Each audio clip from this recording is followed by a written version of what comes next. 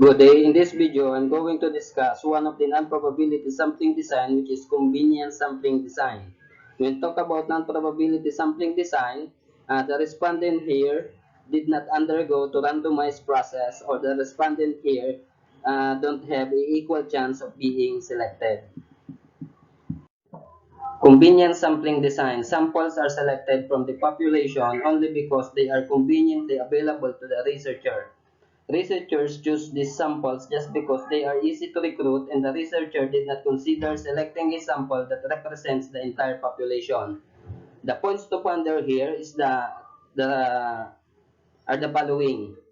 The respondents are conveniently available. The second one, the respondents are easy to recruit. And the third one, researcher did not consider selecting a sample that represents the entire population. Here are the advantages of convenient sampling design. The first one, we have collect data quickly. In situation where time is constrained, many of the researchers choose this convenient sampling design in order for them to collect data quickly. The second one, you have inexpensive methodology. Generates a more samples with less or no investment and in brief period of time. Easy to do research. Elements are easily and conveniently accessible. Therefore, the samples are also conveniently accessible. The fourth one, you have the low cost, especially for the students with no budget or less budget. You can use this convenient sampling. However, if you have less, you can allocate that to other project. Number five, readily available sample. If you have ready sample, therefore it is also very easy to you to collect data. Number six, fewer rules to follow. You don't have to go to your checklist just to filter your respondents. Of course, if there is an advantage or advantages, there is also a sampling bias. But this sampling bias does not only occur in this convenient sampling.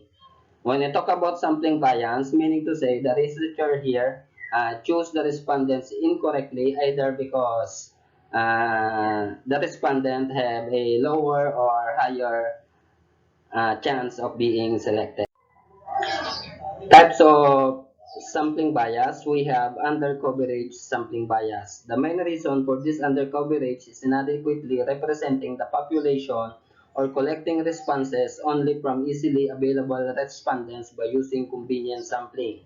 For instance, if you're conducting an online survey on a certain topic, it is already unfavorable to those people who don't know how to operate cell phone and laptop. It is also unfavorable to those people who have a limited or no internet access at all.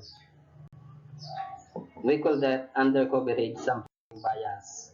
Voluntary response sampling bias. Voluntary response bias is also known as self-selection bias, where respondents possessing specific characteristics more willingly take part in the research than others.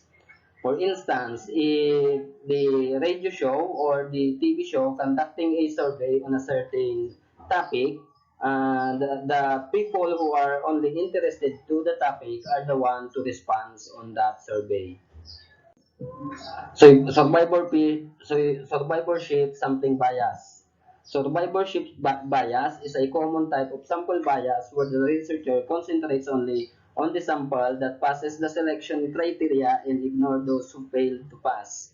It is very common. For instance, an agency is conducting a survey on the academic performance of the students in mathematics. Mostly, the participant school will send their participants with higher academic level in mathematics.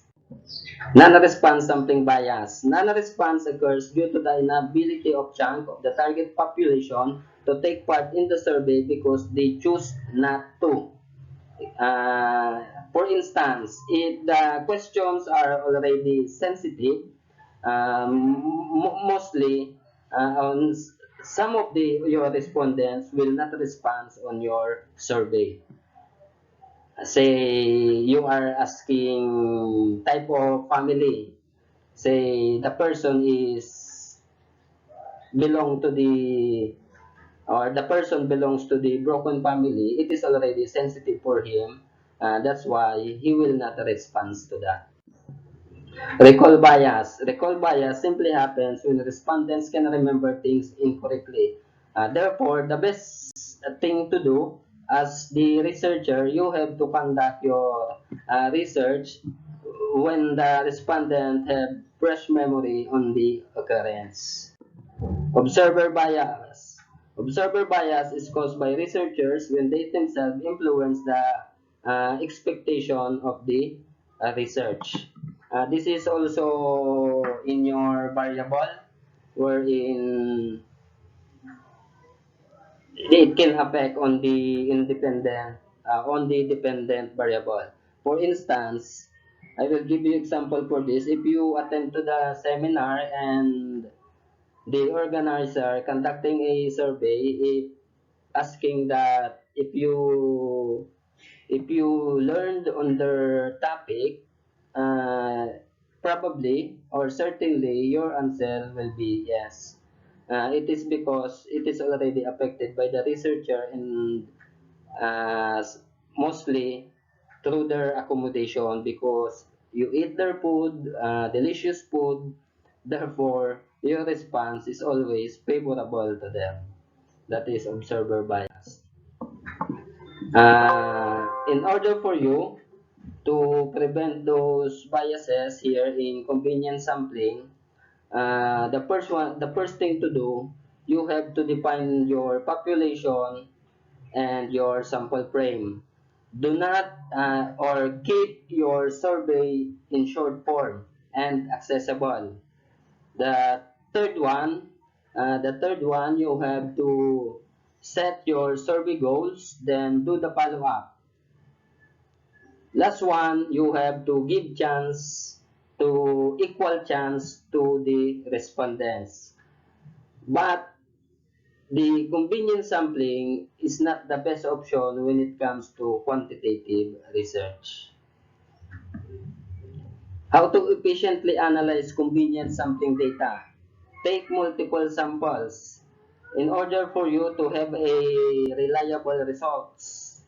The second one, repeat the survey in order for you to understand that the results truly represents the population. The third one, try cross-validation for half the data. If the sample is very large, try the cross-validation for half the data and compare it with the other half. Then, okay, this is the link references for this lesson. We have the https www.questionpro.com blog sampling bias and https www.questionpro.com blog convenience sampling. Okay, that's all. Thank you. Good day.